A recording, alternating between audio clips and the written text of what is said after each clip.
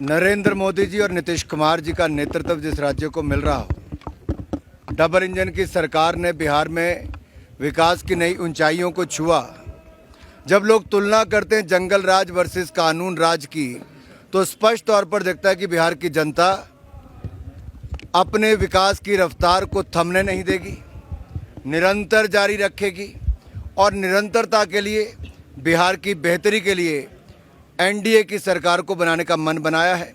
लंबी कतारें जो महिलाओं की पोलिंग बूथ पर देखी गई, वो फिर एक बार विश्वास दिखाता है कि महिलाओं ने, युवाओं ने, बुजुर्गों ने नरेंद्र मोदी जी, नीतीश कुमार और 5 पांडव जो एनडीए के गठबंधन के, उनमें अपना विश्वास व्यक्त किया है। इस बार की जीत रिकॉर्ड जीत होगी, जो 15 साल पहले की रिकॉर्ड को भी पछाड़ देगी। मैं तो कई बार ये सोचता हूँ कि आखिरकार विपक्ष के नेताओं को बार बार अपने इतिहास, अपनी संस्कृति, अपनी उपलब्धियों को नीचा दिखाने की आदत क्यों पड़ गई। बंकिम चंद्र उपाध्याय, जिन्होंने वंदे मातरम आज से 150 वर्ष पहले रचित किया और जिसने देश के स्वतंत्रता सेनानियों से लेकर उस समय में सभी भारतवासियों को उत्तर से लेकर दक्षिण, पश्चिम से लेकर पूर्व तक एकजुट करने का काम किया। अंग्रेजी हुकूमत के खिलाफ जिसने नए प्राण फूंकने का काम किया हमारे स्वतंत्रता आंदोलन में, और जिसको 1950 में भारत के प्रथम राष्ट्रपति डॉक्टर राजेंद्र प्रसाद, जिनको हम प्यार से राजेंद्र बाबू सब लोग कहते हैं, उन्होंने को राष्ट्रीय गीत का दर्जा दिया। और आज नरेंद्र मोदी जी हैं जो उसको पूरे देश भर में गांव-गांव, शहर-शहर, युवाओं से लेकर नागरिकों को कह रहे हैं पूरे धूमधाम से 150वीं जयंती मनानी चाहिए।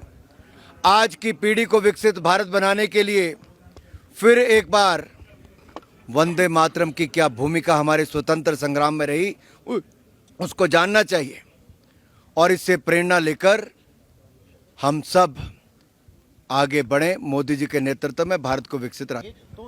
आप पिछले 3 वर्षों का इतिहास उठाकर देखिए, जब से आपदा आई, एक बार नहीं अनेक बार मोदी सरकार ने दिल खोलकर हिमाचल प्रदेश की मदद की। हजारों मकान पहले दिए, जो लगभग 13,000 मकान है, उसके बाद 93,000 के लगभग मकान दिए जो हमारे गरीब परिवारों को मिले। इसके अलावा हजारों करोड़ रुपए सड़कों को बनाने से लेकर प्रदेश का जो नुकसान हुआ उसके लिए दिए। राज्य की सरकार पूरा पैसा खर्च करने में भी कई बार विफल रही, लेकिन केंद्र की ओर से धन की कमी कहीं नहीं आई। इस बार भी प्रधानमंत्री जी ने स्पष्ट कहा है कि हिमाचल के लिए दिल खोल कर देंगे। जहां एक और पंजाब को 1600, हिमाचल को 1500 करोड़ दिए। कहीं कोई कमी केंद्र सरकार से ना आई थी, ना आएगी। अगर कांग्रेस आई तो पहले इंडस्ट्रियल पैकेज केंद्र ने बंद किया था, हमारा विशेष राज्य का दर्जा वापस लेके जो 90-10 का था वो खत्म किया।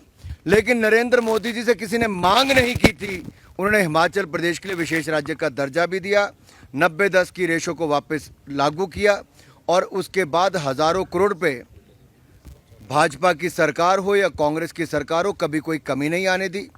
3 सरकारें आपने उनके समय देख ली, पहले वीरभद्र जी की, जयराम जी की, अब सुक्खू जी की। कभी केंद्र से कोई कमी नहीं आई, ना ही आगे कोई कमी आएगी।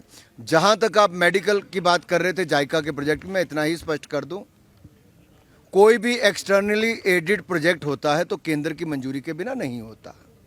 और उसमें क्योंकि जो लोन के रूप में पैसा आता है वो केंद्र की सरकार को वापस करना पड़ता है। उसका एक बड़ा हिस्सा जो लगभग 80% इस प्रोजेक्ट में है जायका का, वो भारत सरकार का जो मंत्रालय है, फाइनेंस मिनिस्ट्री, उसको वापस करना है। तो उनकी मंजूरी के बिना तो पैसा हो ही नहीं सकता। तो जब मई महीने में माननीय मुख्यमंत्री जी नड्डा जी से मिले तो उन्होंने गुहार लगाई थी कि इसको मंजूर करवाएं। उसके बाद नड्डा जी ने और प्रधानमंत्री जी ने इसको मंजूर किया है। जो वित्त मंत्रालय से पैसा आएगा, जायका का पैसा, और हिमाचल के स्वास्थ्य सुविधाओं के सशक्तिकरण और लोगों के उद्धार के लिए और इलाज के लिए है। मुख्यमंत्री दावा कर रहे हैं बीजेपी 5 गुटों में बटी। अरे सब एक साथ दिख रहे हैं भाई। ये 5 पांडव हैं जो एकजुट होकर कौरवों पे भारी पड़ेंगे।